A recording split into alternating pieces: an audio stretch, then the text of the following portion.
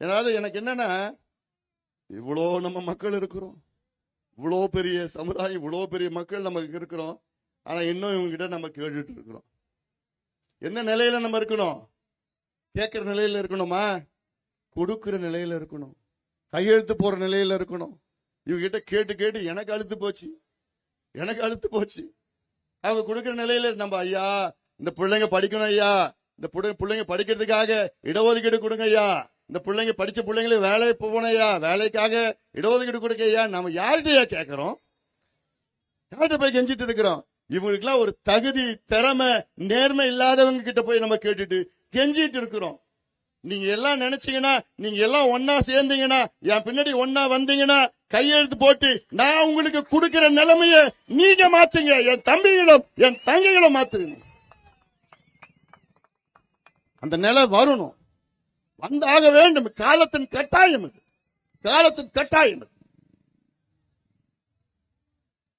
யார் யாரும் ஆட்சிக்கு வந்து என்ன நடக்குதுன்னு கூட தெரியாம ஆட்சி செய்யும். சமூக நீதினு என்னன்னு கூட உனக்கு விளக்கம் தெரியல. நீர் மேலாண்மை என்னன்னு கூட தெரியாது. கல்வினா எப்படி கொடுக்கணும்னு கூட தெரியாது. சுகாதாரத்தை பத்தி பேசுவதற்கு அருகதை கூட கிடையாது. வேலை வாய்ப்பு, என்னென்ன துறைகள், என்ன நடக்குது, எப்படி பிரச்சனை, எதுவுமே தெரியாத ஒரு முதலமைச்சரை தேர்வு பண்ணிருக்கிறீங்க தமிழக மக்கள். வாய்ப்பு எங்களுக்கு கொடுங்க தமிழக மக்களே, எங்களுக்கு கொடுத்து பாருங்க. தலையெழுத்தை நாங்க மாத்தி காமிக்கிறோம். இது ஏதோ ஒரு சமுதாய பிரச்சனை கிடையாது, இது எல்லா சமுதாயத்தை சார்ந்த பிரச்சனைகள். உழைக்கின்ற வர்க்கம், பாட்டாளி வர்க்கத்தினுடைய பிரச்சனை. நெத்தியில யாருக்கு வேர்வை வருதோ அவன் பாட்டாளி. இது ஏதோ ஒரு சமுதாயத்தில் மட்டும் பாட்டாளி, எல்லா சமுதாயத்திலும் தான் பாட்டாளியில் இருக்கிறாங்க. அத்தனை பேருக்கும் அவ்வளவு திட்டங்கள், நிறைந்த திட்டங்கள். ஒவ்வொரு பகுதிக்கு நான் நேற்று முந்த நாள் அந்த பக்கம் சரபங்கா நதியை போய் பார்த்தேன். ஓமலூர் பகுதியில சரபங்கா நதி, அதுவும் சேர்வராயன் மலை, ஏற்காடு மலையிலிருந்து வர தண்ணி. அந்த மலை ஓரத்துல இருந்து அங்க சடபங்கா தொடங்குற இடத்துல போய் பார்த்தா அப்படியே தெளிவா அந்த தண்ணி இருக்கு. தெளிவா இருக்குது, சுவையா இருக்குது, அப்படியே சில்லுன்னு ஆசையா இருந்தது தண்ணி. அந்த தண்ணி ஓமலூர் போனவொடனே சாக்கடை மாறிடுது. அப்புறம் எடப்பாடிக்கு போது சாக்கடையா மாறிடுது. அங்க போயிட்டு பூலாம்பட்டி பகுதியில காவிரியில கலக்குது, வீணா கலக்குது. சரபங்கா நதியில மட்டும் 4 இருந்து 6 டிஎம்சி தண்ணி கடல்ல கலக்குது ஒரு வருஷமும். ஆனா அங்க இருக்கிற மக்கள், எங்க ஏரியில தண்ணி இல்ல, எங்களுக்கு ஏரிக்கு தண்ணி கொடுங்க, ஏரிக்கு தண்ணி கொடுங்கன்னு கேட்டுட்டு இருக்காங்க, போராடிட்டு இருக்காங்க. பாவமா இருக்கு. பக்கத்துல தண்ணி போகுது, அந்த தண்ணி சாக்கடையா மாறி கடலுக்கு போகுது. ஆனா பக்கத்து ஏரியில இல்ல. ஆனா இவ்வளவு காலமா ஆட்சி பண்ணி என்னையா பண்ணீங்க? என்னையா நிர்வாகம் பண்ணீங்க? திருமணி முத்தார், அதுவும் ஏற்காடு மலையில தொடங்கி அப்படி சேலம் நடுவுல, அப்படி ஒரு காலத்துல நல்ல தூய்மையான ஒரு ஆறா இருந்தது. ஒரு காலம் நான் 200-300 ஆண்டுகளுக்கு முன்பு இல்ல, 30 ஆண்டுகளுக்கு முன்பு. இன்னைக்கு போனா, நேத்து போய் பார்த்தேன், அந்த சாக்கடையை பார்த்தேன், கிட்ட போக முடியல, அவ்வளவு நாத்து அடிச்சிட்டு இருக்கு.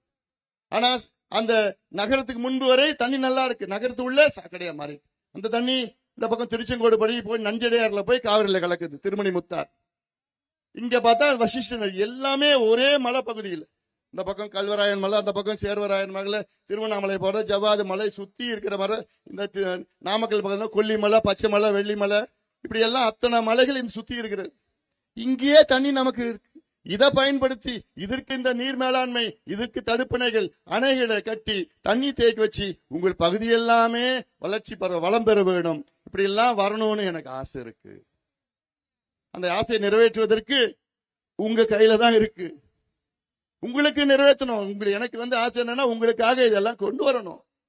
ஒரு முறை நமக்கு வாய்ப்பு கிடைச்சா போதும், எல்லாம் சாங்ஷன் பண்ணி இந்த ஸ்கீம். ஏதாவது கர்நாடகாவில இப்போ போன 10-20 நாள் முன்பு கர்நாடகாவில் ஒரு திட்டத்திற்கு நீர் திட்டத்திற்கு 70,000 கோடி ரூபாய் ஒதுக்கீடு செஞ்சிருக்கிறான். ஒரே ஒரு திட்டம், அப்பர் கிருஷ்ணா இரிகேஷன் ஸ்கீம், ஒரு திட்டம். அதுக்கு 70,000 கோடி ஒதுக்கீடு செஞ்சிருக்கிறார். ஆனா இங்க நாம எவ்வளவு கேட்டோம்? 5,000 கோடி, 3,500 கோடி கேட்டோம் முன்னாடி. இங்க எதுக்கு? மேட்டூர் உபரிநீர் திட்டம், வீணா கடல்ல போற திட்டத்தை திருப்பிடியா. 7 முறை மேட்டூர் அணை நிரம்பி போயிருக்கு, 7 முறை போயிருக்கு. 50 டிஎம்சி தண்ணி கடல்ல போயிருக்கு. இந்த 4 மாசத்துல 50 டிஎம்சி போயிருக்கு. இதுக்கு முந்தைய ஆண்டுல 2023ல 520 டிஎம்சி நீர் கடல்ல போயிருக்கு காவிரியில். அதெல்லாம் இங்க திருப்பி விடணும். திருப்பி விட்டுட்டு நல்ல இந்த பகுதியெல்லாம் வளர்ச்சி பெற வேண்டும் என்று என்னுடைய ஆசை. இந்த பகுதியில பாக்கு விவசாயம் அதிகமா இருக்கு. காலையில கூட போனேன் நான், அங்க ஜெயராமன் வந்தார். அங்க அந்த பகுதியில 10,000 ஏக்கர்ல பாக்கு விவசாயம், இன்னைக்கு 800 ஏக்கர் தான் இருக்கு. இந்த மண்ணும் அந்த பகுதியில் தண்ணியும் இந்த பாக்குக்கு ஏத்த அந்த இந்த ஆத்தூர் பாக்குனா பாக்கும் ஆத்தூர் வெத்தலை ரெண்டுமே உலக ஃபேமஸ், வேர்ல்டு ஃபேமஸ். ஆனா இன்னைக்கு விலையும் இல்லை. இன்னைக்கு ஒரு கிலோ பாக்கு வந்து 550 ரூபாய்க்கு போகுது. ஆனா விவசாயிகள் கேட்கறது எவ்வளவுனா 750 ரூபா ஒரு கிலோ. அதுதான் கட்டுப்படி ஆகும். அதே போன்ற மரவள்ளி இந்த பகுதியில் இருக்கு. மரவள்ளி இப்போ ஒரு டன் எவ்வளோ? 4000 ரூபாய். எவ்வளவு கட்டுப்படி ஆகும்? 15,000 ரூபாய் வேணும் எங்களுக்கு. இது கோரிக்கை யாரு பேசுறா இதை பத்தி? இந்த அன்புமணி ராமதாஸ் தவிர வேற யாராவது உங்களுக்காக பேசுறாங்களா?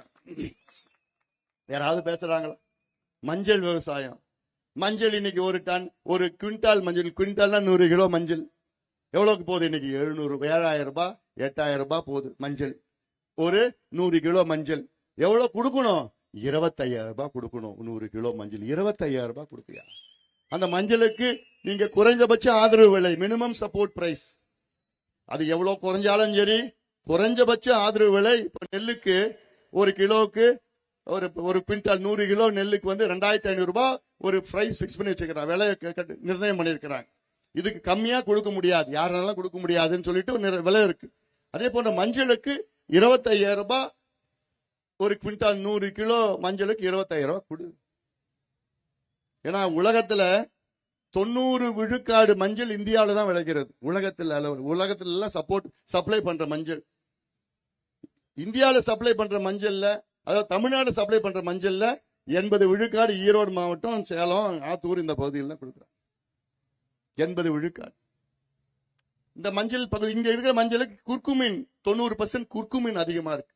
குர்குமின்னா அதுல எவ்வளவு மருத்துவ குணம் இருக்குது. அதுல அந்த காலத்துல நம்ம முன்னோடிகள் எல்லாம் சொல்லிட்டு இருப்பாங்க, இதைதான் பயன்படுத்துவாங்க. உடலுக்கு வெளியிலயும் சரி, இப்ப தீ காயம், எந்த காயம் எப்படியாவதுன்னா மஞ்சளை மேல தடையிடுவாங்க.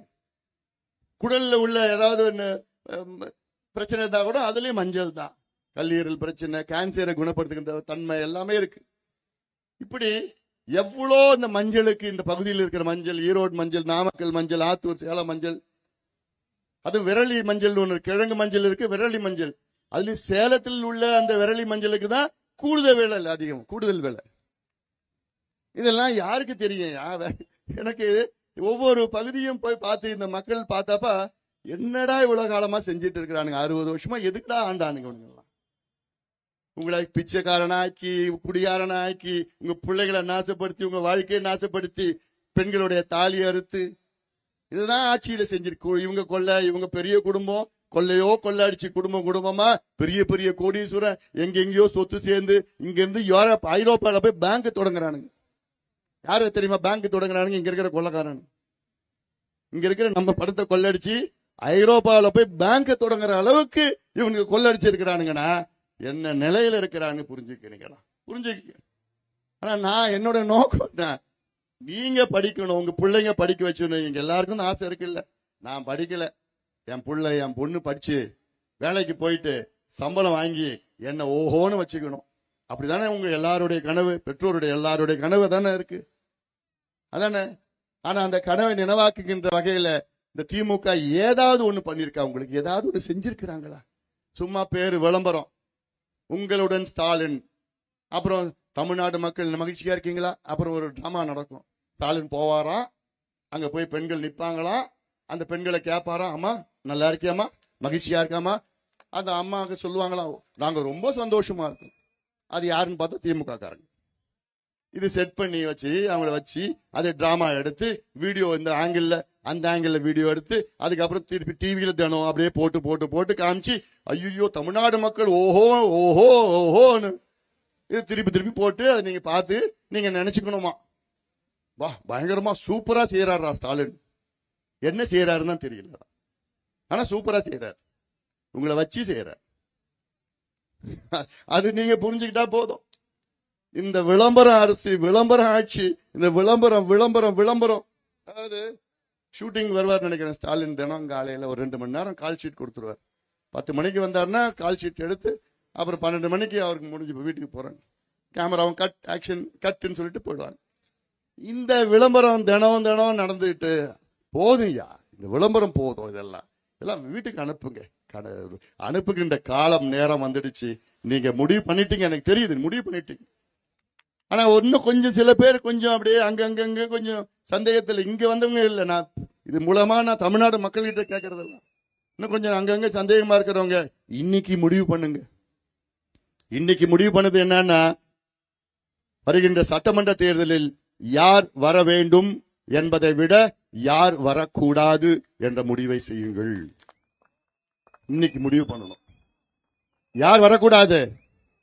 யார் வரக்கூடாது? திமுக வரக்கூடாது. திமுக வரக்கூடாது. அந்த முடிவை இன்னைக்கு பண்ணுங்க. இது அவசியமானது. உங்கள் பிள்ளைகளுடைய எதிர்காலத்துக்கு அவசியமானது. ஏன்னா நினைச்சு பாருங்க, திமுக வருவதற்கு முன்பு தமிழ்நாட்டில் அந்த போதைப் பொருட்கள் அந்த அளவுக்கு இல்லை, இருக்கு அங்கங்க. ஆனா இவ்வளவு தீவிரமாக இல்லை.